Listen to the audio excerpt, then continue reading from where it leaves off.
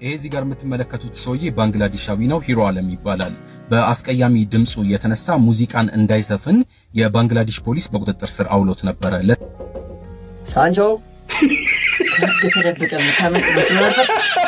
ድምጽን ሰምቻለሁ። እባክህ ከተባባሪዎች እንጣበና ቲክቶከሮችም እንዳላችሁ እርግጠኛ ነኝ። እባክህ ከህግ ማንም ነው። አረ ክሬቲቭ አንደኛ ይኒ ባንግላዴሾች ጀምሮታል፣ እንቀጥለዋለን።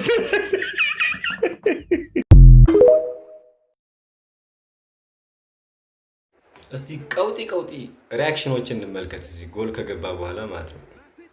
ለጠፈው ዙማ ነው ዙማ ይመቻት። የምን ጎሉ የሚያበደ ነው። እዚህ ላይ ካልጨፍ ማን ሞሪኒዮ ፐርስ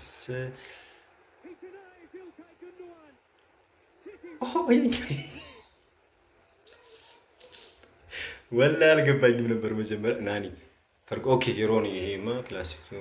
ምን ጥያቄ አለው? እስኪ መቼው ቦስ አንቱ ትለያለህ። ጋርዲዮላ ለዚህማ በደንብ ነው ሪአክሽን የሚያስፈልግ። ዋው እቺ ግዴታ ነው ግዴ። እሺ ዚነዲ ኦኬ ይሄ አዎ የስ ስታውሻለሁ።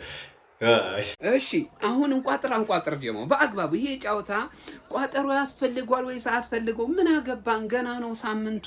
7ኛ ሳምንት ላይ መቋጠር አያስፈልግም። እንዲሁ ዘና ብለን የምትሉ አንድን ጻፉ። የለም መቋጠር አለብን የምትሉ ደግሞ ሁለትን ጻፉ።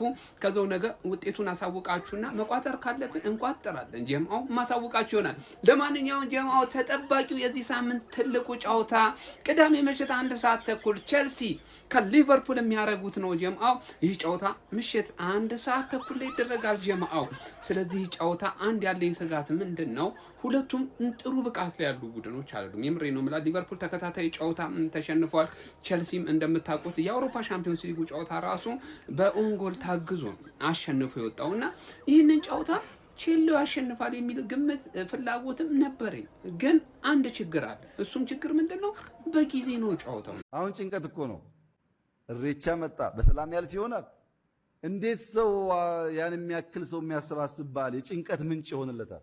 አንተ ተጨንቀስ እንዴት ነው ከውጭ ሰው መጥቶ የሚያይልህ? እሬቻዎች የሆነ የቡድን ሳይሆኑ ለቡድኑ በራሱ በገባው መንገድ ከቡድኑ ውጭ ያለን ደግሞ የጋራ የወል አሴት ቢሆን